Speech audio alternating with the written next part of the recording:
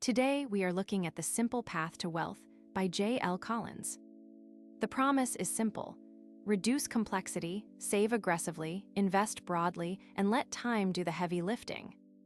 This episode is part of a series on market-proven financial literacy, artificial intelligence, and technology books. The goal is not to replace the book. The goal is to help you decide why it matters, who wrote it, what the big ideas are, and what a practical reader can do with those ideas.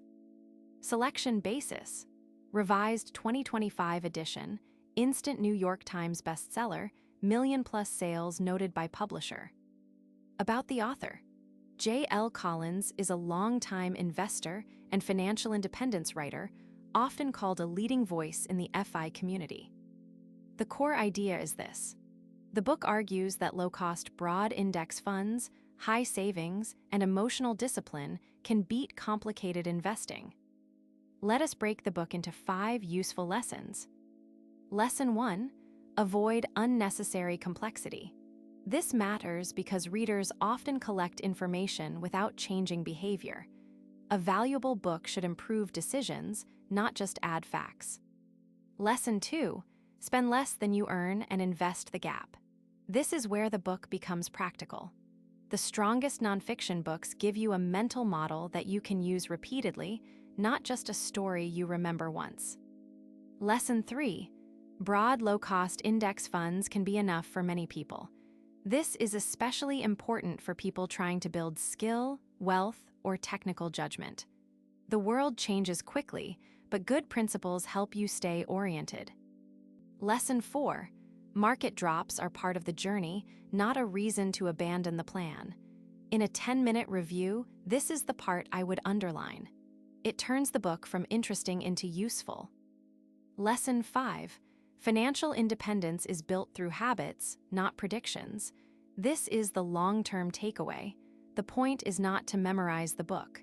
The point is to apply one idea this week. Here are the key points again in plain language. 1. Avoid unnecessary complexity. 2. Spend less than you earn and invest the gap. 3. Broad low-cost index funds can be enough for many people. 4. Market drops are part of the journey, not a reason to abandon the plan. 5. Financial independence is built through habits, not predictions. Now, how should a normal reader use this book? First, read it with a notebook, not just as entertainment. Write down the one idea that changes how you make decisions. If the book is about money, ask what habit it should change: spending, saving, investing, risk, debt, or income. If the book is about AI or technology, ask what skill it should change: prompting, evaluation, product thinking, systems design, or strategic awareness.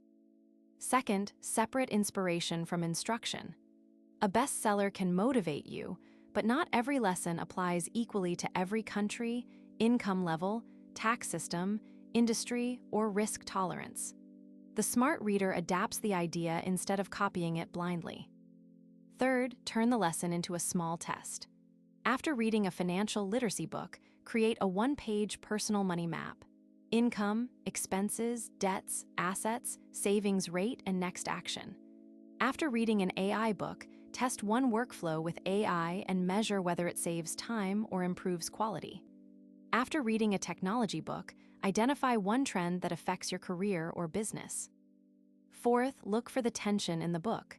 Every strong book has a blind spot. It is US-centric in parts. Viewers should adapt tax and account details to their own country. That caution does not make the book weak. It makes your reading stronger. Fifth, teach the idea to someone else. If you can explain the book in 3 minutes without jargon, you probably understand the useful part.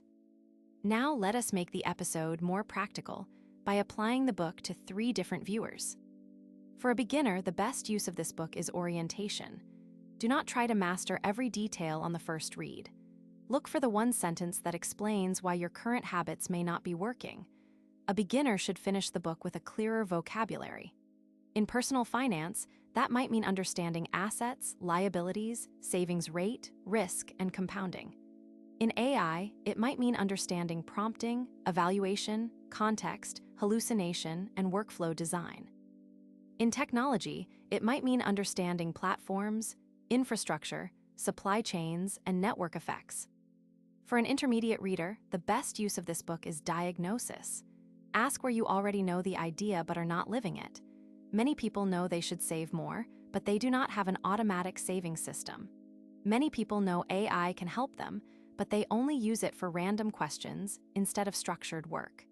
Many people know technology shapes careers, but they do not track which tools are changing their industry. The intermediate reader should turn the book into a checklist of weak points. For a business owner, creator, investor, student, or professional, the best use is strategic judgment. Ask what this book reveals about the next 5 years. If it is a money book, what customer behavior or personal habit does it explain? If it is an AI book, what work will become cheaper, faster, or more competitive? If it is a technology book, where is the bottleneck? Talent, chips, distribution, regulation, trust, or capital? Here is a simple reading system for this episode. Before reading, write down what problem you want the book to solve. During reading, mark only ideas you can actually use. After reading, create one action for the next 7 days, one action for the next 30 days, and one question for further research. This prevents the common mistake of confusing consumption with learning. The 7-day action should be small enough that you cannot make excuses. For a finance book, review one subscription, raise one savings transfer, or list your debts and interest rates. For an AI book, automate one repeated task, create one useful prompt template, or compare AI output against your own work. For a technology book, write a one-page memo on how the trend affects your job, business, or investments. The 30-day action should create a habit. Set a weekly money review. Build a small AI workflow library.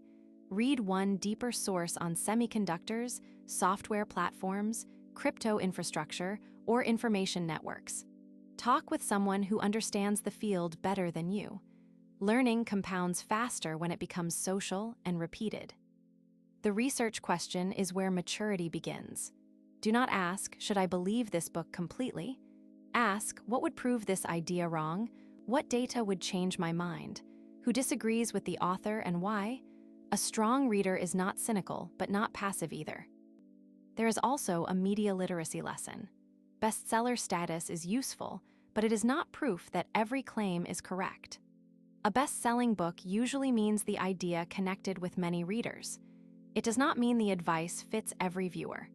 That is why the description includes links for viewers to research the book directly, compare editions, read reviews, and decide for themselves. If this book is about money, remember that personal finance is personal. A 22-year-old with no dependents, a parent with children, a business owner, a retiree, and an immigrant family may all need different choices. If this book is about AI, remember that tools change quickly. The durable skill is not memorizing one product. It is learning how to test tools, evaluate outputs, and redesign workflows. If this book is about technology, remember that big trends can be real and still hard to profit from directly. The best book summaries do not replace books. They help you choose what deserves your time. If today's book sounds useful, read the original.